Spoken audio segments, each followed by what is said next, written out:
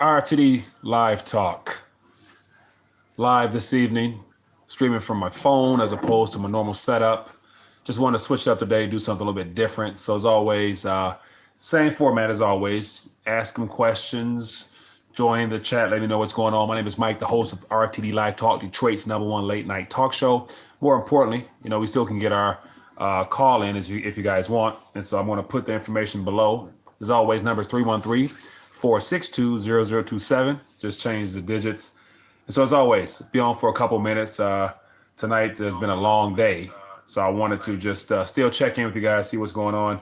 More importantly, find out what's happening in your world. So feel free to join the chat, man. Let me know what's going on. Who's watching thus far? And are there any news, any good stories worthy of talking about this evening? So I'm interested to find out what's going on out here. So as always, I'll put some information below this video here so you guys can get that number. Feel free to call in. Still going to try that. Got my Skype working, so it should be good to go. As always, we got Chantel Johnson. It says, "Hi, Mike. I've been listening for the past 3 months, and I've been working to get my weight up. Thank you for your hard work. May the Lord bless you." I appreciate you. Thank you. Thanks for tuning in, and thanks for those words there. Definitely need that continued favor surrounding me. Scott, how you doing? Lena, Frank T, how you doing? It says, Blunt News says 120 Christians killed by Muslim militant group just days before a New Zealand massacre. Blunt News, you stay up on top of it, man. I did not hear anything about that. And so I wonder, that's not that subject matter, that story right there doesn't seem like a mainstream story. So I'm assuming it was swept under the rug as a non-important issue, but clearly 120 people, Christians in a Muslim nation, could be problematic. And so, Blunt, my question is, were those 120 Christians, was that in the Middle East somewhere, or where was that at? Craig, how you doing? Good point. Why didn't we know? Yeah. So that leads into the whole event that happened in New Zealand, which, of course, I heard about it. There's no way you cannot hear about it, but yet I haven't even dived into it. Any type of commentary work that's been done about it, I've avoided it just because it's one of them things where it's a tragic to have a situation like that, but yet it's always the spinoff that the mainstream media will use. And so from what I have heard is that some of the people in the memoirs of the gentleman who did the crime or whatever, some of the people he points out is very suspect, and it doesn't add up. It never adds up. And that's why I always look at it as being a lot deeper than, of course, what we hear on mainstream news. So I try to stay away from topics like that because it's not directly related to our monetary system, even though it's all interconnected in some form or some fashion. But I personally haven't really dived on it, man, or even touched it. So that was in Africa, really. Interesting. Jesse James, how you doing this evening? Love your show. So how do you think about the way Brexit will affect the economy on the 29th of this month? Trap Talk TV. This past Friday, I had Manico64 on there, who's someone in the UK, and basically just try to get a better understanding of what word is actually there in his country. And so basically, he made it seem as if like there's no telling what will happen. The people want out, but yet the process of getting out will be the issue. And so I look at it as somehow, some way they're going to try to delay it and prop up whatever could come collapsing. So whatever could end will be propped up. I don't know how, what, where, but it's just one of a couple other events that is worthy of keeping an eye on, because once again, we got the whole Deutsche Bank and Commerce Bank merger and all that stuff like that could be an issue. And there's a couple other things out there that I can't think about right now that are things worthy of consideration in regards to it being that first domino that can cause a domino effect throughout the entire economy. So I would say that it's definitely of importance, but yet I think that they'll find a way to prop it up somehow to where they'll keep it from becoming a global contagion event or some kind, in my opinion. But I'm curious to find out what you think. It says Nigeria. Really? That I did not know. It says, we Portuguese, but I love American and President Trump. Jose. Portuguese. All right. So are you in Portugal now, or are you in the United States of America? I'm assuming that you're in Portugal. I would be interested to find out what other Portuguese might think about events happening over here with Trump and the wall talk and the debt proposal. Darren says, first time to your live show. Love your vids. Hey, Darren, man, I appreciate you for tuning in. Tonight's not my typical format just because computer's acting up. I had an interview a couple of minutes ago and it didn't turn out right. So I'm like, let me cut that computer off and just stream from my phone, man, and connect with you guys. Wanted to definitely connect and check in with everybody. As always, if you guys do want to call, you do want to talk, we still can do it. I use my other phone or whatever. So still give me a call if you guys want, 313-462-0027. Still getting used to that new number. And it says, boots on the ground in Nebraska, the flooding is bad and no state emergency declared, but it's in an emergency. Man, okay, so let me look that up. So I have seen pictures of that, but once again, there's so many events that's happening, it's hard to get to them all. Nebraska floods. So I saw pictures of a bridge basically underwater, it looks like. So that clearly was Nebraska. And it says Nebraska flooding. I'll pull this up on the screen, even though you guys can't see it. We all know what I'm talking about. But let me actually close out some of these windows here, and I'll actually hold it up here so I'll give you guys a little visual for those that, like myself, may be a little, not necessarily late to the party, but what we got here. Can you see that? That's probably not going to do any good. But it says Nebraska slammed by worst flooding in 50 years after massive bomb cyclone. Interesting. And we're in the middle of winter. That's not good. At least 900 people are inside temporary shelters. Yeah, man. And so that's another event that somebody tell me, because I haven't been watching the mainstream channels last 48 hours. So I'm assuming, was this story plastered all over the news as far as it being a national or a definitely an emergency type event? Was it blasted upon, or was it blasted on the mainstream news, or what? Somebody let me know. I'm curious. I imagine it probably wasn't. And so if it wasn't, isn't it amazing? You say you live in the USA. Okay, Jose. And so if this flood was not blasted all over the mainstream news, then what was? Apart from, I've been hearing more and more about the presidential candidates and more people putting their names in the draw for that Democratic Party. They look mighty desperate. And I'm hearing a Biden and Biden and Harris, I think is her name, from Georgia, ticket possibly. So yeah, more of the same. What else says here? It says, I'm scared because we've been drinking beer for 7 years. I'm 28. Can it kill me? Too much of anything can kill you, my friend. The Wall. I live in the U.S. Says, made my first silver purchase today. Got a Silver Eagle monster box. Henry, big timer. That's big right there, man. Congrats if that's your first purchase. And I will probably say you end up getting it at a very good price. Was it $15 or $15 an ounce silver? Definitely solid. So yeah, I'm working on a couple of things here to help people get their weight up even further. So I'm looking forward to announcing it to you guys because it's going to be interesting. I'm looking forward to do it myself. Spirit King, how you doing? Good morning to you, Spirit. Kenneth, how you doing? The probability of the British EU separation on the 29th is about the same as Mueller releasing the findings of his investigation tomorrow. Jesse, good point. That is very, very, very, very good point. It says, Randy, the flooding is bad for real. Randy says, good evening, RT and friends. How you doing this evening? The flood is bad for real. Yeah, so, So I got to actually look deeper into it because I did not really dive into it. Knew it happened, but didn't find out much about it. And so I see 900 people misplaced in shelters and thanks to National Guard for the great work this week. Says, so this happened,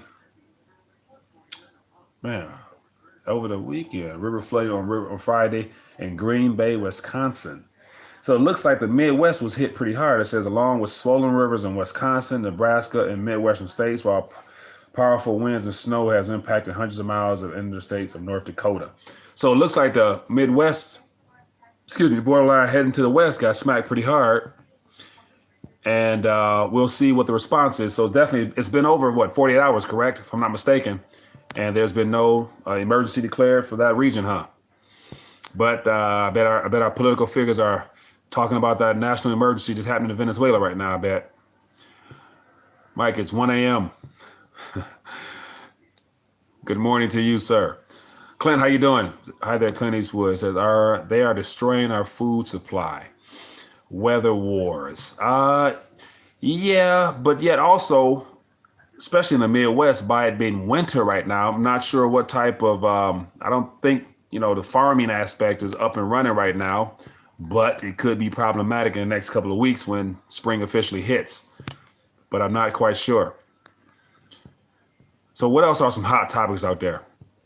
What's on you guys' mind? Give me a shout. As always, the number, check below this video, 313-462-0027. Give me a call if you guys want. And so the reason I'm doing it this way tonight, just because I wanted to shut the computer off, had some issues. And so now I figure I'll just talk, check in. Probably won't be as long, but yeah, we'll see where this takes us. We got snow up in the eyeballs in the Cali Sierras. Really? Okay. That's something else. So let me ask you guys a question. Presidential election is coming up, and so I've seen a couple comments in the comment section from prior videos or prior live streams where people wanted me to share my take on Andrew Yang. And so I actually watched his full interview today, so I'm able to actually share my thoughts based upon what I heard initially from his talk. And so it was actually, he appeared on the Breakfast Club, a urban hip hop type radio station in New York. And so he appealed to the audience, of course, and made a lot of promises and said a lot of things that got people excited. And so, of course, that particular audience was excited about hearing the word free. And so the only thing I really took away from everything he said is that he's basically saying the same thing every other liberal democratic individual would say in reference to bigger government and just more influence from the powers that be already into our lives. But yet he's doing it with a spin, and he's doing it in a way where he's saying that he's labeling the universal basic income the freedom dividend, and been able to come up with money to be able to actually give out back to the people. And one of the methods, I believe, is through a VAT tax. And so he was saying that once again, the extremely wealthy are the ones that would shoulder more of the burden. And the question posed to him was, well, don't you think they'll leave the country? And his reply was, they probably won't leave the country, just because if they leave the country, they're going to still have to pay that VAT tax. And the United States of America is the biggest consuming nation as of right now on the planet. So most of their sales, a good chunk of their sales, come from the US. So they're not going to abandon ship. But as always, if it came down to that, it's good to say that they'll just adjust their models, and whatever the tax law, whatever reform will be done around that, there'll be a loophole for those guys to be protected. So I don't buy into that universal basic income or the freedom dividend that he's trying to promote. And then he was talking about, this is in reference to Andrew, and with the VAT tax, familiar with a little bit from my time in Europe, whatever. But yeah, at the end of the day, it's more taxation on top of what we already have. So apart from restructuring and minimizing some of the income tax, federal tax, you name it, it's still going to be more out of people's pockets. So that 1,000 that he's promising is not really going to do much at the end of the day, because you think about what per month, what can you actually do with 1,000 that won't that'll help you get above or beyond that particular threshold that you're trying to get it beyond. And so apart from probably going out, most people probably go out and lease or finance a car for $800-900.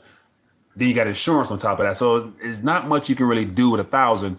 In most cases, you can't even pay your mortgage for 1,000. So apart from probably some groceries and some bills around the house, you're not gonna really do much with that 1,000.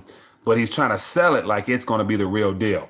And so I got a couple thoughts of that. But the next thought that comes to mind about that 1,000 is the 1,000 will only be good for so long before you're going to need more, because of just, you give everybody 1,000 and more than likely it's going to creep into higher prices of goods and services. Just how, you expand the monetary base, all the goods and services have to account for that extra liquidity.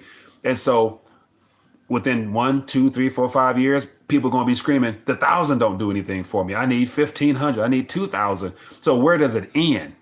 And out of his whole spiel that he gave to the Breakfast Club, referring to the presidential candidate or hopeful candidate, Andrew Yang, the entrepreneur from the Silicon Valley, was that he was saying that every political figure around him, and including Trump and everybody else, they're all saying the same thing, but they're not getting to the root cause.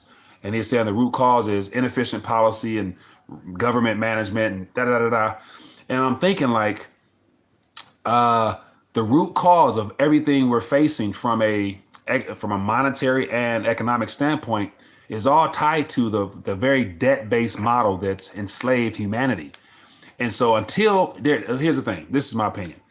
There will be no serious candidate that will make it to the White House in the foreseeable future and actually bring about change if they're not talking about the primary reason as to why the world is the way it is. It's a debt-based model, and it has to do with our national currency, our monetary base or monetary supply being privatized into the hands of a private entity in the form of a central bank. So until any candidate address the idea that central banks are in and of themselves, they're parasites to governments and the people, until you talk about that type of stuff, you can say all you want about income, basic income, and change this, change that. But the root cause of everything we face from a monetary and a fiscal monetary policy is because of a debt-based model. So that's my thoughts on Andrew Yang based upon the little bit of information I saw from that interview there.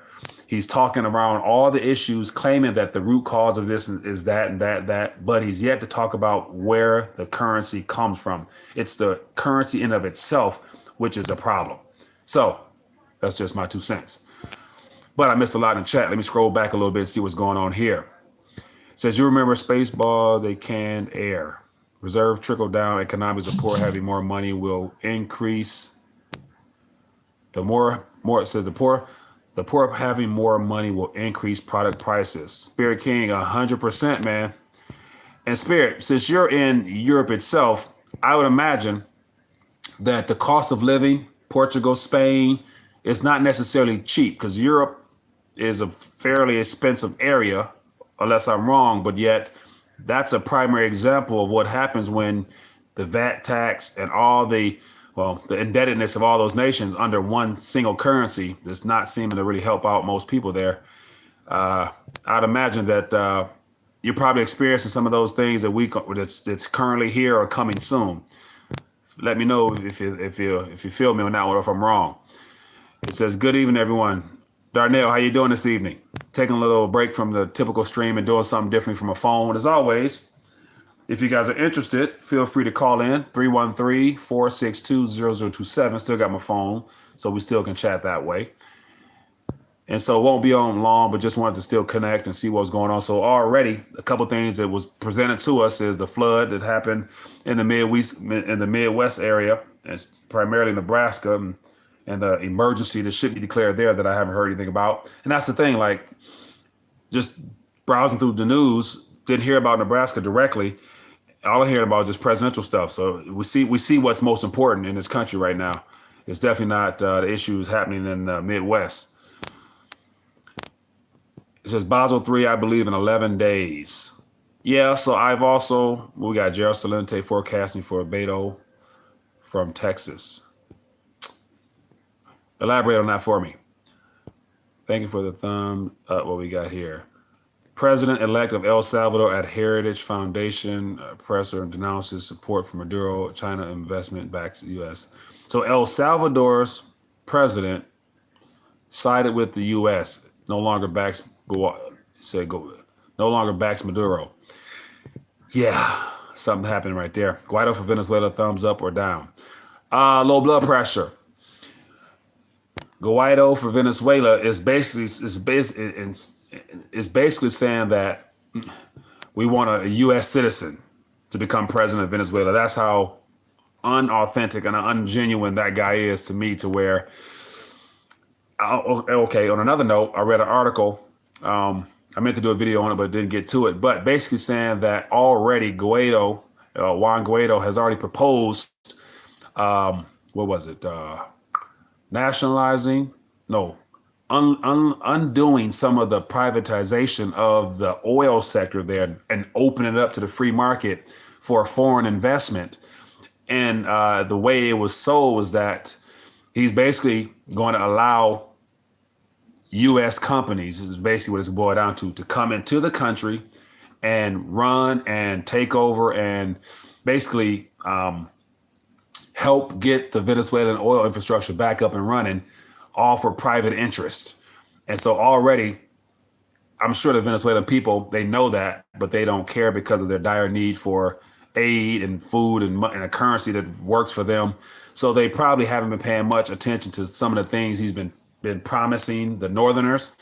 And so if he does somehow become the heir to the throne down there in a sense, it will be, I think there will end up being a civil war for time to come, just because you got a good chunk of the people there still support Maduro, believe it or not, because he's still true to Chavismo's revolution, the whole idea of no northern interference, no democracy in reference to the way we label it. So he still has a very large support base there.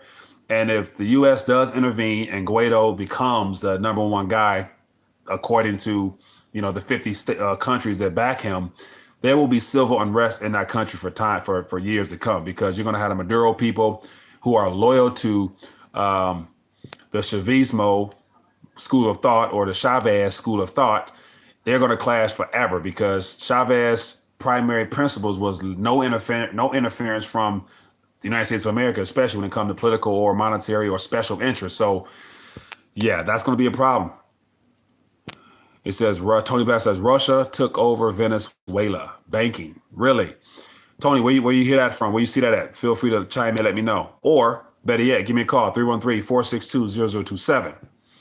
Let me know. I still got my phone for those that are just chiming in. If you want to talk, feel free, let me know. Darnell Jones said, how has the weather been in Detroit, Michigan? Darnell, it's been, I think last week we had a good, like a 50 degree, or it felt like it was summertime basically for like a day. Then the next day it snowed. So it's been on and off. So like right now it's windy and I think it snowed last night. So right now it's just nasty. It's just not good weather, but it's winter time. So it's to be expected.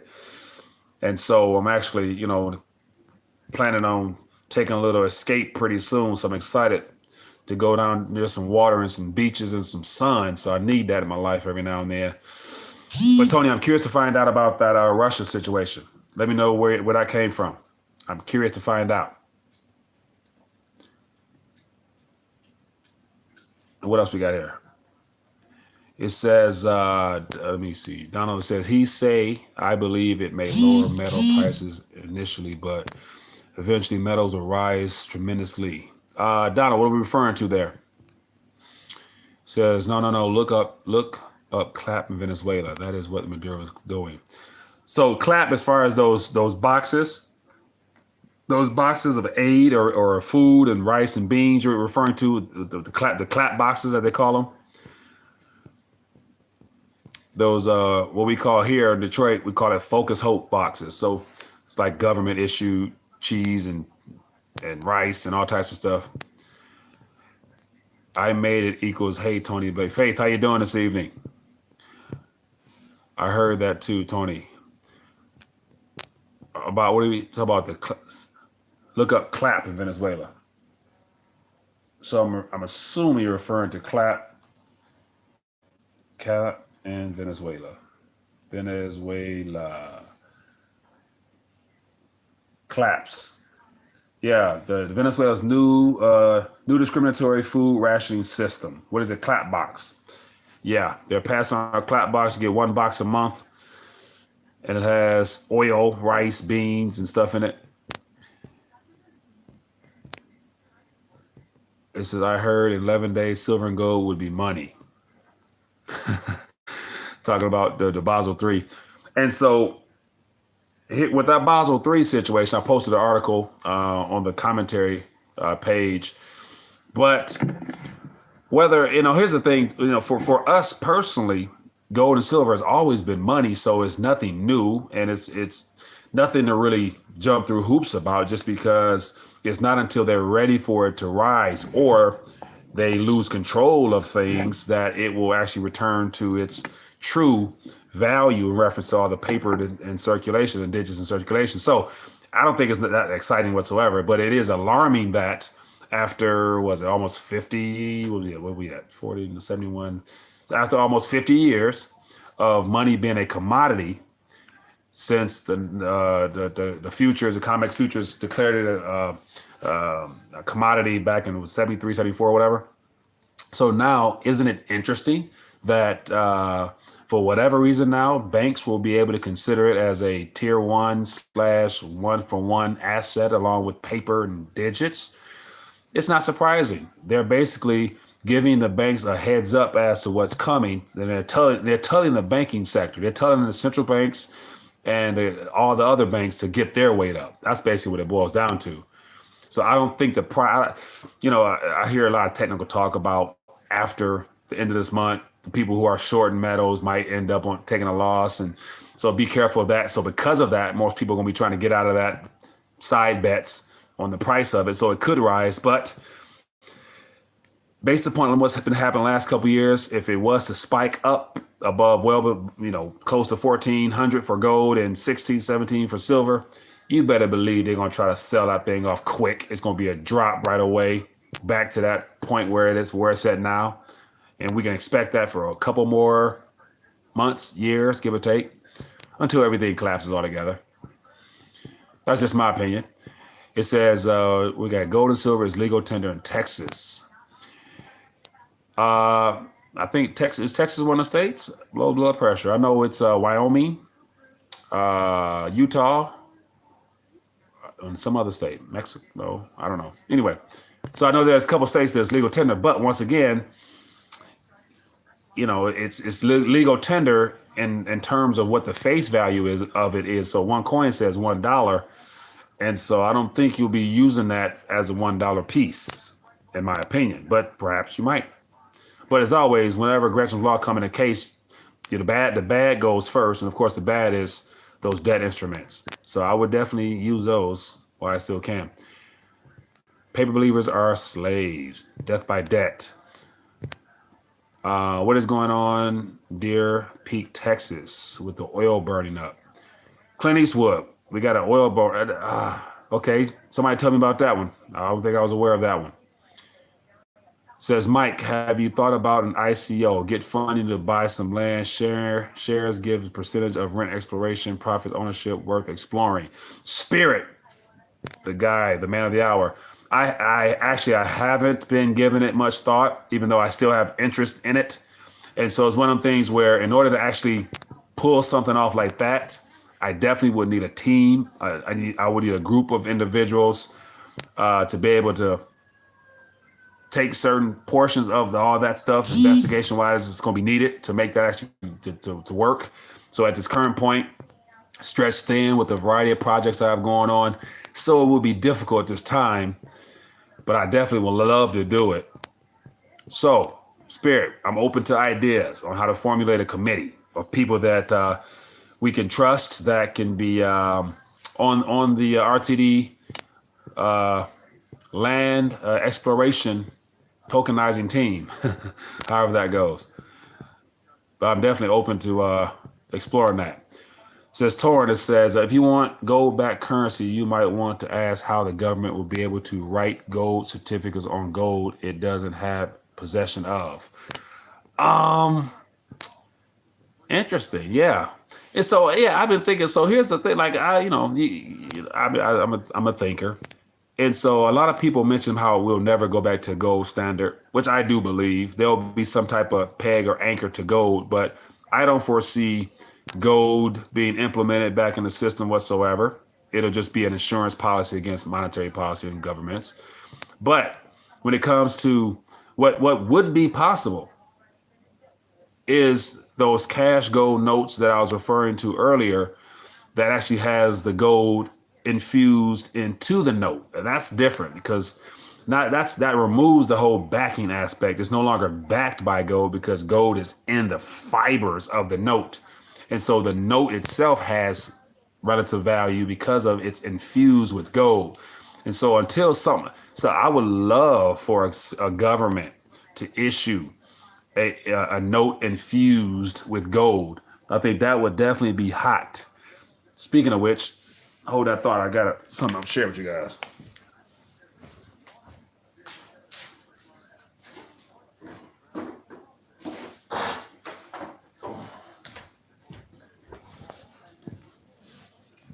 All right, right back at it. So I figure I would, since we got on the topic, but as always, getting your weight up. So now the good part is you can get your weight up in multiple forms. And so, speaking of gold notes, I had to get my weight up a little bit. So I got me a couple more of them things. So I'm getting my weight up. I'm getting my weight up in paper form. But it will be great.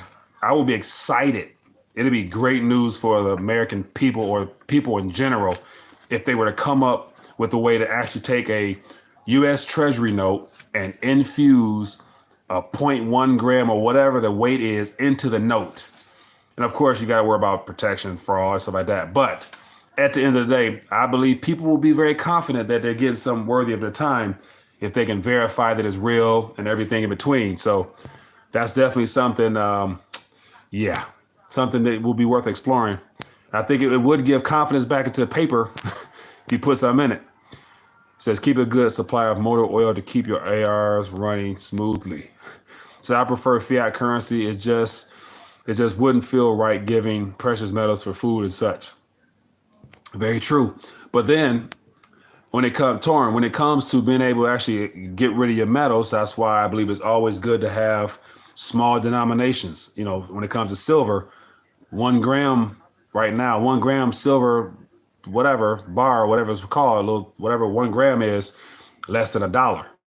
And so if silver was to skyrocket to, what is it, $1,000 an ounce or something, $3,000 an ounce, that 1 gram would be what $300 or something like that, $30, yeah.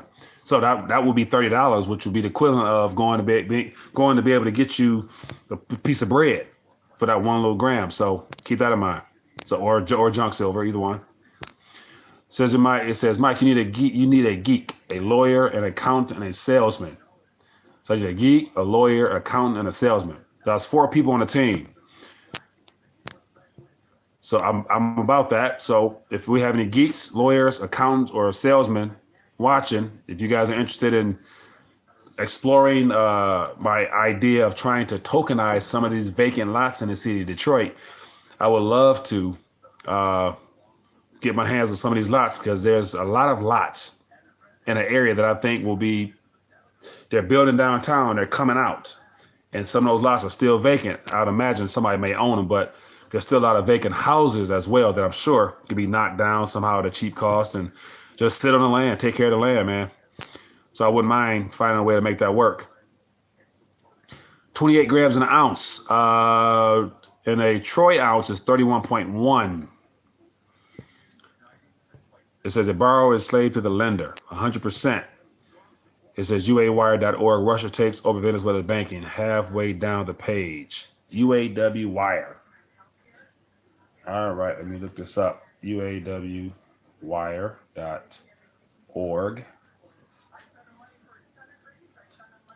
Okay, it says Ukraine. We got halfway down the page. Russia court. Crimea, Ukrainian, Saudi minister, German minister, Georgian, Kremlin, NATO. On the first page, Tony, I don't see it. I got it up here. It says Russian court. It's all talking about Crimea, Ukrainian, Saudi minister, Russia. I don't doubt it at all. I'm not saying it's not there. I don't see it on the main page. Maybe on page 2. Let me try this one.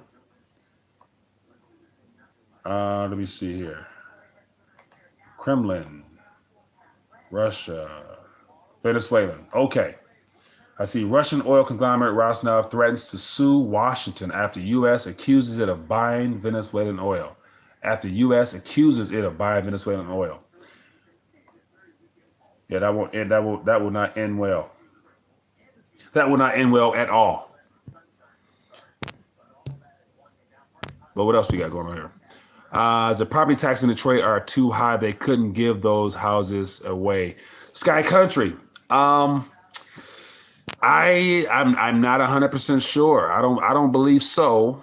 I don't think they're that high. I know me personally, I have a lot, and my property tax for it is winter and summer is maybe like I'd be lying if I said I knew, but it's not expensive whatsoever. So that's why I'm thinking, like, based upon what I pay for that lot, I wouldn't mind getting a couple more of those things. Says, Mike, you know where I stand? I'm the geek. The hard part is making a proper legal contract for people to trust in the ICO. Yeah, and that's when the things get technical, man. Like, that's when things get complicated. But it's definitely possible. And I'm thinking, in the spirit, let me know what you think about this. One way of probably not avoiding, but I'm going to sooner or later have Reggie Middleton back on the show, and so that's something. If I'm able to get him on in a timely manner, I'll actually probably try to get his advice on how to, because I know with the Veritasium coin.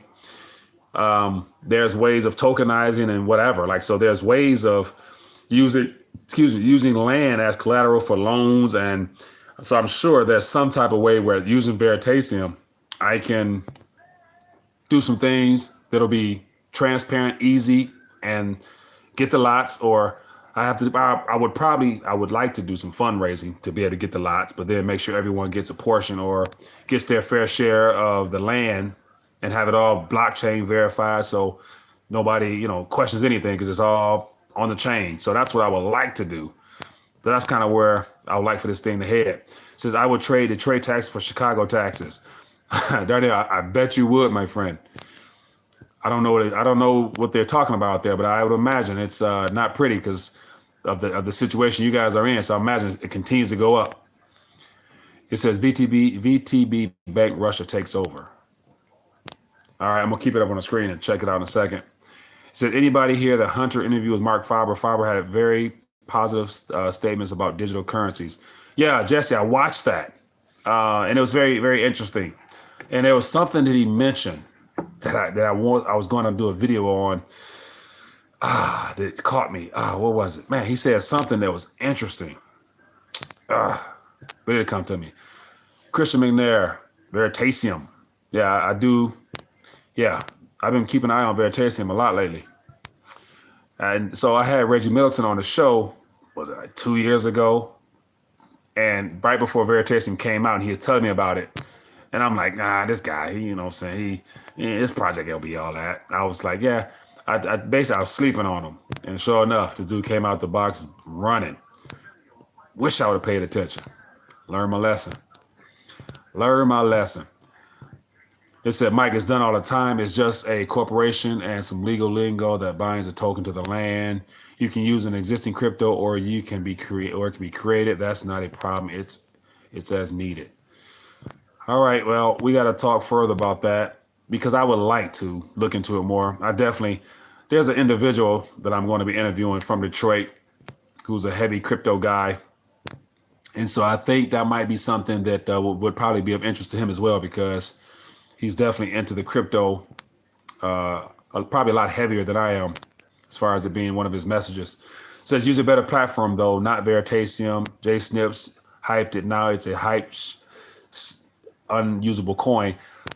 Slice Keeper. I personally, I like how simple yet effective Reggie Middleton has been able to position Veritasium thus far.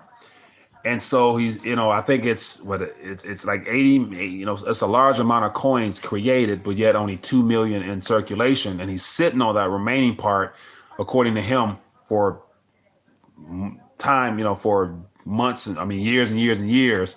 So there'll be no oversaturation of coins on the market, which means that coin supply is very scarce at this current point, and all the activity he has going on around the planet. He has activity in Africa heavily, everything in the Caribbean, everything. I do believe he has activity that will eventually, once this bear situation ends, this little winter months for crypto ends, I think a lot of people will go to Veritasium because of how easy and simple everything looks when you just watch and see how things operate. Now, the only issue would be, unless you're actually a heavy investor, you're probably not going to go through the process of becoming, getting KYC and stuff like that for that platform, unless you actually plan on using it. But me personally, just as far as looking at the potential of what he's doing and how disruptive it appears to be, it's worth throwing a couple coins in, a couple dollars in, just to sit on it. And if it goes, it goes. But if it don't, no real loss, because if you didn't really put much into it, there shouldn't be much loss there. So that's kind of my thoughts on it. It says, Mike, don't complicate it. It should be just a basic token contract. People trade it as if it were stocks. No need to make any more complex. Okay, Spirit, I hear you. I hear you. It says Reggie controls the price that way. Very true. And so if he's controlling it now, on the downside of things, when things pop, it's good to say if he's controlling it, he's going to let it pop again. And if it pops again, those who are able to position themselves now won't be mad if it rises with everything else. And of course, we all know it's volatile, whatever. This is all speculative and, gamble at your own risk, basically, is what it's about. But it's one of the things where at this current point where things are heading, in my opinion, it's not looking pretty for all the archaic, old, dying financial instruments that everyone has been banking on forever. And I'm about to get to the point where when it comes to the old model of investing, the sit and hold, I'm looking at, okay, I know what it was. Here we go. This goes back to Mark Faber, his interview with Greg Hunter. And one of the things he said was when he started trading in 1971, the market capitalization of the stock market was 25% of the U.S. economy. And so he said, just to show how much of a bubble things have become over the last 50 years, he was saying how now the total market cap for the equities market is 150% of the GDP of this country, not including the bonds, which are also up. He said something like 300% or some figures he threw out there. And when he said that, the first thing that came to my mind was, damn, like that's those quote unquote assets are the bubbles of all bubbles if you look at it from a 50-year standpoint. And so I'm thinking like Mark Faber talking about 25%. So imagine how small the Dow Jones, S&P, NASDAQ, all that. I'm not sure if they were all like around like that. I don't know what born. But imagine if all those were around and people were investing in them and they were safe. And, of course, apart from the inflation aspect or whatever, but, and it dropped or whatever. But to today where the entire equities and bond market has been the bread and butter of this nation. And think about the millions of people who are being led to the slaughter and allocating all their wealth, all their financial future into what Mark Faber hinted at being the biggest bubble ever. If you look at it from a 50-year standpoint, we're not talking about since the Great Recession and how things have doubled, tripled, whatever. We're talking about since we were taking up the gold standard. Everything has been financialized and assets have become hyper bubbles. So with that being the case, what I was thinking about was like, man, how dangerous will it be when those 50-year long-term bubbles pop and they burst and completely wealth is just transferred completely out of the hands of everybody who saved. And that's where I think all this is heading eventually. I don't know the time frame, but it's good to say it's coming. And if it's coming, you'd be better off holding anything that resembles a hedge against that particular assets class and investment stuff that people hold in their portfolios, just because scared money gonna go chasing anything that has the potential to retain value. And so that's why I think some of them boo-boo coins that people mention aren't worth anything. A boo-boo coin looks pretty good when it's something that is stable at 2 cents, 3 cents, 4 cents, and has a potential to double to 8 cents. People will run into a boo-boo coin in a minute. Pardon my French. So without Reggie, is Veritasium a good project? Slick. So I'm behind on my questions. It says without Reggie, is Veritasium a good project? Good question there. Without Reggie, I think now he's formulating a team, and with that team, perhaps it could still run. I think it looks like everything is up and running, apart from, Reggie may have all the keys to all those coins or whatever. So, if something was to happen, that additional 60, whatever, how many ever million it is that's stored away could be lost, which would then make those 2 million in circulation that much more valuable. So who knows? It says, when is the Piss on Crypto window decals being released? Piss on Crypto's window. I don't know. Faith, gold and silver, hands down. Or piss on 401k decals. Probably after the fact, after everything goes belly up, that's when they'll come out. It says 40 to 6% of GDP is fair value of the stock market historically. Sky Country, thanks for those numbers there. And so if Mark Faber was correct in saying that it's 150, give or take right now, that is very alarming because I never heard that before. And so, Mark Faber, I had him on the show, was it about 2 years ago? Another guy I got to reach out to. But when I hear that from him, he's been around, he's been in the markets. As he mentioned, he got cash waiting to be utilized. So I'm thinking, like, if he says that, I take that to be a little bit more serious and more credible than a lot of these other economists out here talking about buy and hold. And then to continue on my last thought about the hyper bubble in those assets, if you look at the 50-year standpoint, if you look at, like, right now, damn, I lost my train of thought. Anyway, I'm keep moving. Just lost my thought. I apologize. But it looks like, oh, damn. I've had a couple missed calls. Try me again, and we good. I apologize. I missed some calls. So once again, not doing a typical format, but the number 313-467-0027. Give me a call, and I'll answer this time. Man, I had a lot of missed calls. I apologize. I'm just rambling, not watching my phone.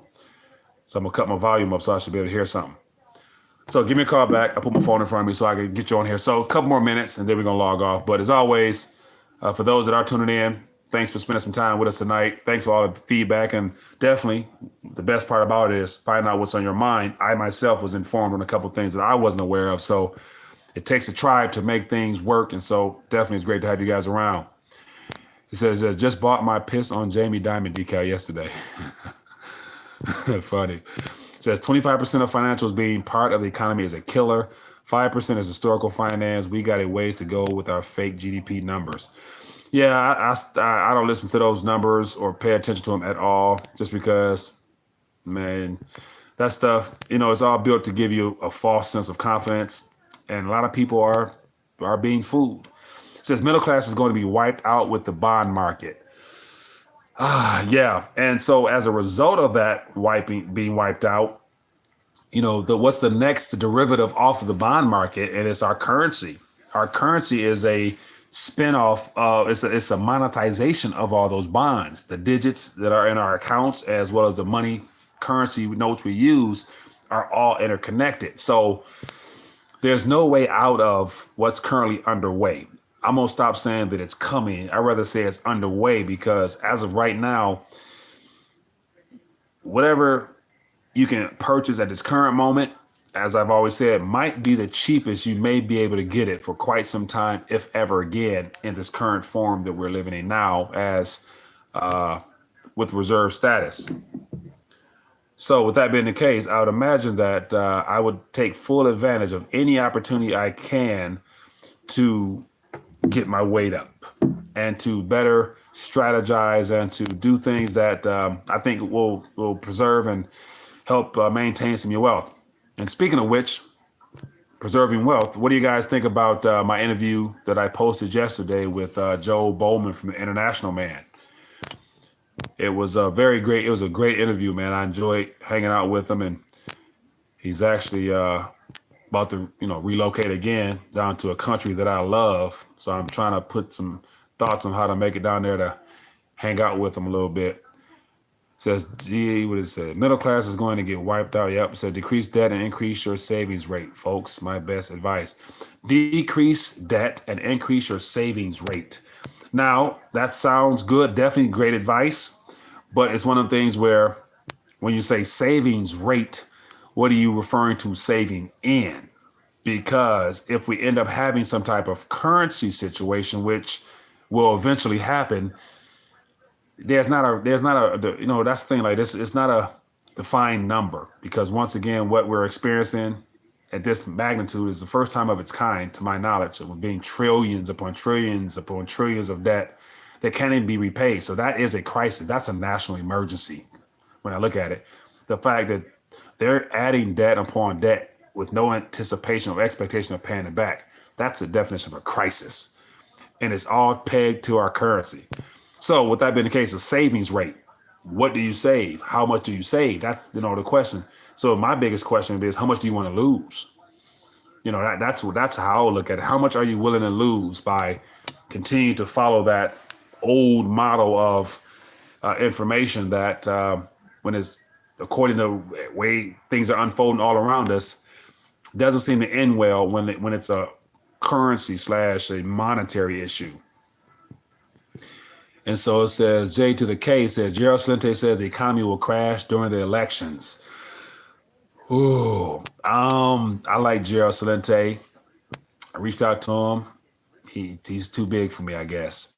Crash during the elections. I find that hard to believe, because if it crashes during the election, then that means they would probably have to consider not canceling the election, but suspending, holding off, or doing some type of national emergency, whatever, which will probably push off the candidates, the elections. And I mean, Trump, therefore, would probably get a little extended play in the White House, or they would just boot him out, or ain't no telling how to play out. But I would find it hard to believe that it'd be during. I would imagine it would be before, which would make it easier to put in Andrew Yang and his policies of giving everybody $1,000 to start. And so Spirit said, Mike, I disliked the interview, thought poorly of him. Spirit, elaborate for me, please. I'm curious to find out why you feel that way. It says, what does a 2-bedroom apartment in Detroit area rent for currently? Sky, I'm not fully aware of the renting game in Detroit. So I wouldn't be able to tell you that. Someone sent me was it you that sent me a question about moving to Detroit and wanting to know rent rates or something like that? And I mentioned I'm not into the renting sector, so I don't know what they go for, but I would put it in Detroit, it'd probably be somewhat comparative to what you would probably find in any metropolitan area, depending on what you're looking for, of course, but won't be cheap. I bet you that. And also, depending on what area of Detroit you're in, you may not want to be in that area. Yeah, Midwest is cheap in comparison to the coast, East and West, but it ain't cheap overall. So we must remember the Social Z Security Administration only holds treasuries for paying out checks. Only hold treasuries. That could be. And so, like Alan Greenspan mentioned, they can always meet demand to pay checks. That's not going to be an issue. So everybody going to get a check. I mean, don't worry about a check. You're going to get something with some numbers on it. But then he said what Alan Greenspan said, that I can't guarantee what it'll purchase. So when the Fed chairman of all Fed chairmen mentioned that you're guaranteed to get a check, but you don't know what it's going to purchase, I would be a little bit concerned, me personally. But once again, me personally, I don't even think the Federal Reserve note is going to be around come the years I'm looking to retire, even though I don't believe in retiring either. So I'm not planning on anything outside of what I'm able to control or start working on now. So my model is a little bit different. It says, Mike, can you please explain the Basel II contract coming April 1st? How does it affect physical gold? Michael Ruiz, great question there. The Basel III, I believe it is. And I Googled it. I read through some things. I personally, it was very long and lengthy and detailed.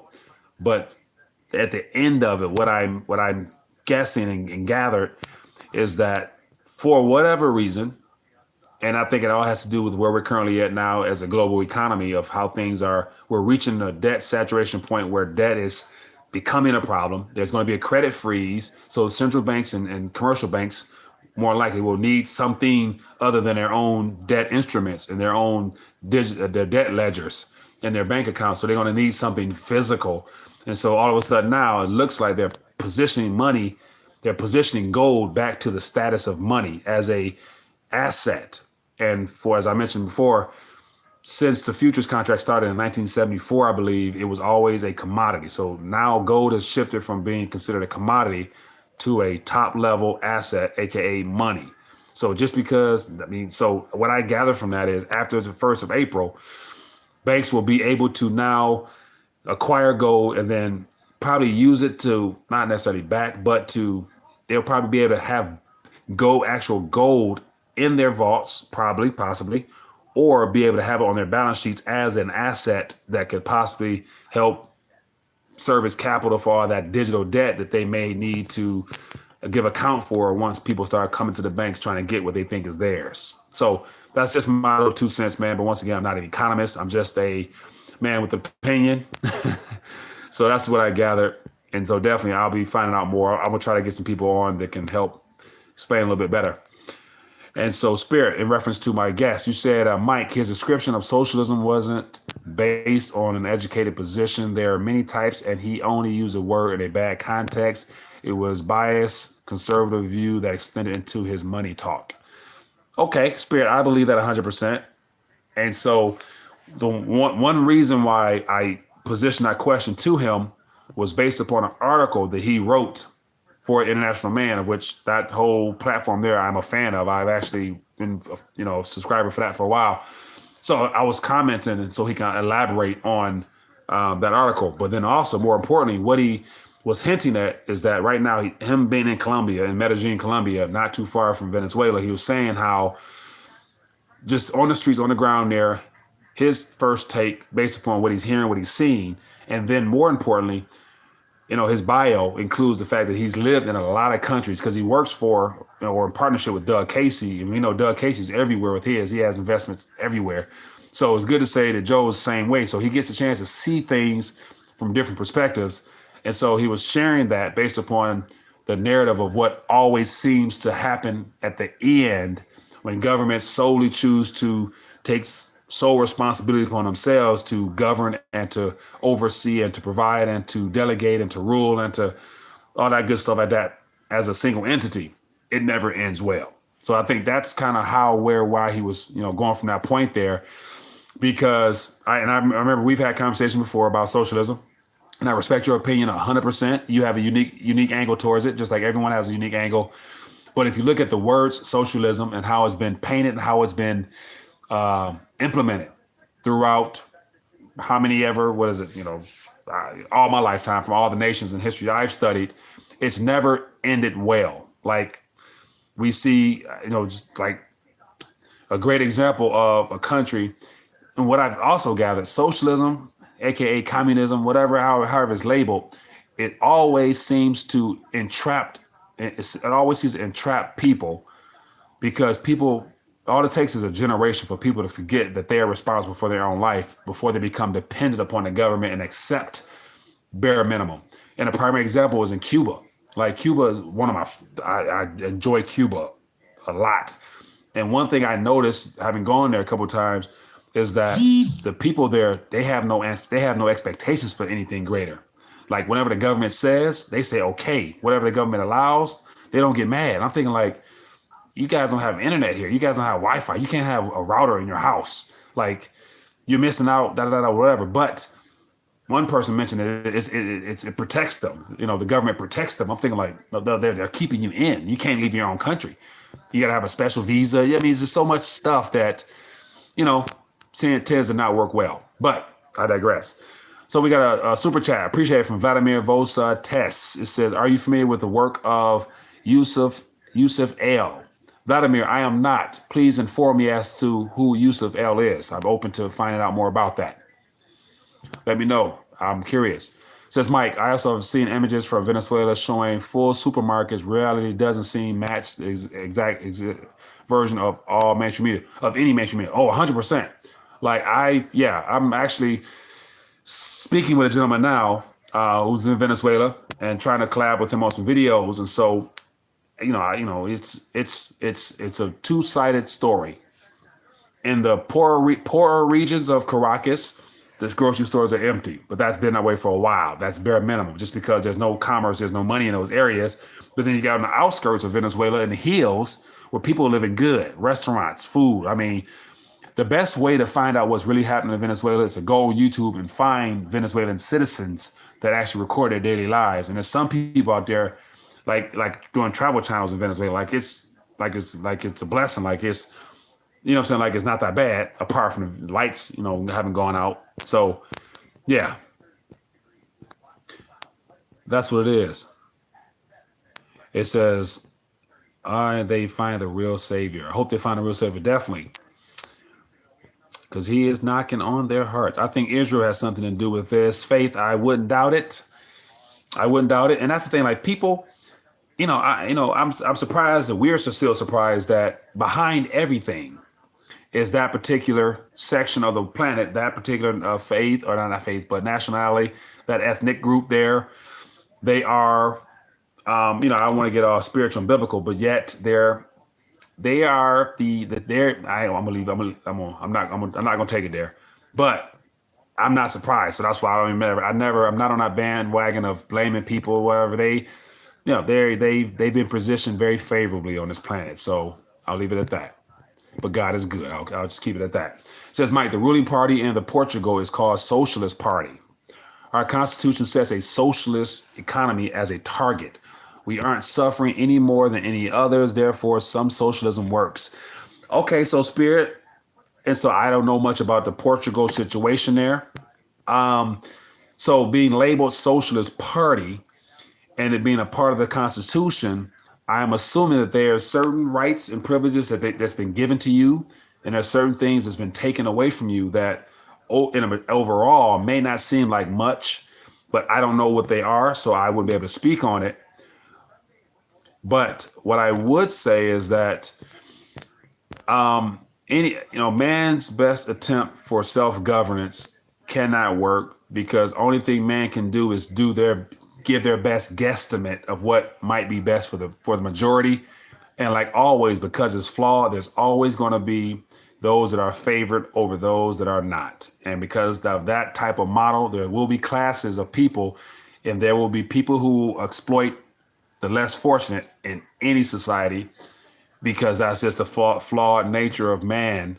So it may work temporarily, but yet I would imagine at the end of the day, I wouldn't feel confident in someone representing me with the idea of let me help you, let me give you, especially someone that's elected. Don't help me, help the country as a nation, or better yet, remove yourself from interfering in my life and taxing me so that I can now be able to create and to produce for myself. Teach me how to fish. Don't give me a damn fish, is what I'm saying.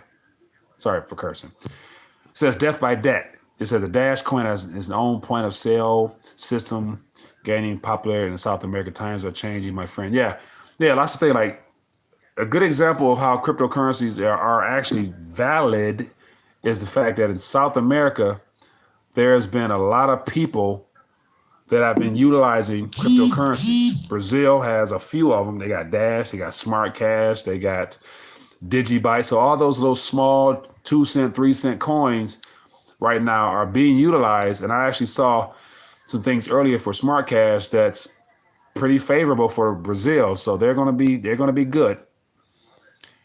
Anybody listen to Tyler Jinks? That's a hyperwave guy.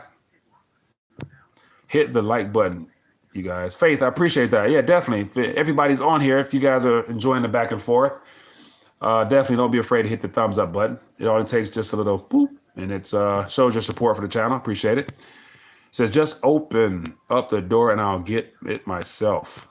It says, Mike, Portuguese situation equal free health care, plus Social Security and pretty much other proposals, policies in the USA. Nothing fancy, nothing extreme. We've solved the drug crisis.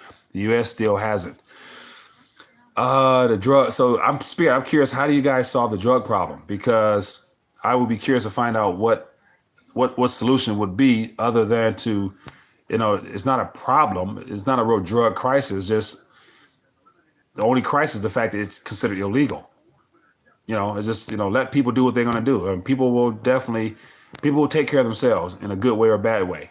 And it'll be less people struggling from it once everyone who chooses to partake in that activity, unfortunately may not be around much longer if that becomes a lifestyle habit of yours. Spirit, we never get rid of opioids until we get rid of big pharma.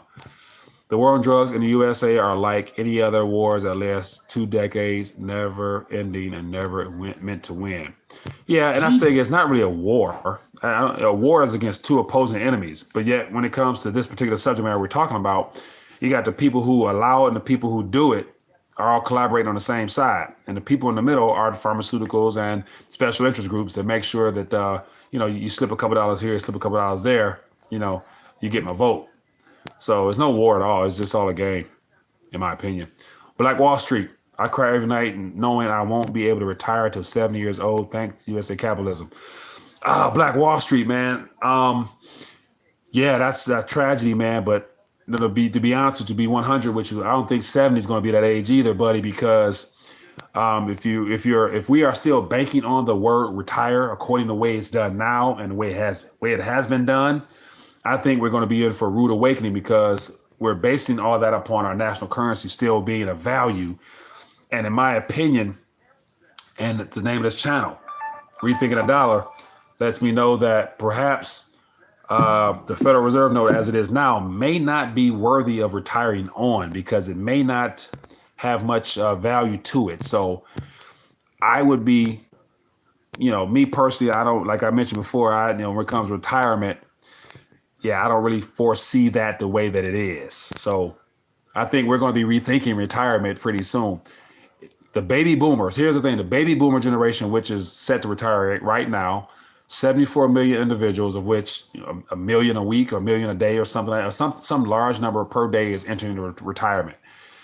Those are the ones that will be the primary. They're going to be, I don't want to say guinea pigs. That's a bad way to put it. But they're going to be the test trial that will show millennials, the younger generation, how that word retirement will be a frowned upon word pretty soon because it's already happening right now. Pensions. So pensions were initially given to the baby boomers' parents. And so as of now, to this day, pensions are non-existent for the most part. There's very, very few people get pensions, if at all, because the responsibility has been shifted onto you, the individual, to save for your own retirement, to handle our own issue, our own monetary matter or financial matters at all. And then at the end of the day, what is that magic number that you can live off of for the rest of your life in a time where you have zero interest rates or damn near, and the currency purchasing power is relatively 2 cents of what it used to be? It's good to say between now and 30 years from now, that 2 cents will go sub-zero, in my opinion. So what will be that magic number to retire upon? There isn't one. So you can, they say put 15% aside. Yeah, okay, 50%. When you get hyperinflation, that's like right now, I did an article on Argentina. Right now, Argentina's inflation and today in real terms is damn near 50%. So you saving 50%, but yeah, if inflation hits 50%, you already lost what you already lost about or something. So this is just my thoughts, people. These are just my opinions. It says, Mike, Portugal decriminalized drugs instead of using that money for the police. We use it to educate people and to treat them. Decriminalize drugs. Is it all drugs or some drugs? I'm curious to find out. Aren't gold prices at record highs in many sovereign countries, where they don't have 600 trillion in derivatives? Jesse James, the nominal price of precious metals in a lot of countries are extremely high right now. I need to do a video on that. I probably will. It says, you win the drug war by fostering strong families and a strong economy. Yeah, I agree with that. I agree with that. It says, Mike, thank you for all that you do. The people here are better off because of you and your chat sharing. Thank you for being a blessing and spreading knowledge and valuable information. Michael Ruiz, I appreciate that, my friend. It's good just to, this is, I enjoy being able to hang out with like-minded people. We're just basically hanging out, having a good little back and forth. I think we all walk away a little bit more encouraged and a little bit wiser. Just had a question about companies buying back their stock. Could you explain, elaborate? Maggie Flores. So, from my knowledge and what I've heard, what I've gathered over the last, since the Great Recession years, when borrowing costs have been extremely low, so companies to spur growth have taken on debt at extremely low cost, and then use that debt to purchase back their own shares in their company, which makes them look profitable. And so if their stock if their shares are going up and everything's looking good, you bring in more fresh money from, the layman who knows nothing about investing. So they're just told to put 50% aside, and they buy into it. They buy into the hype even more.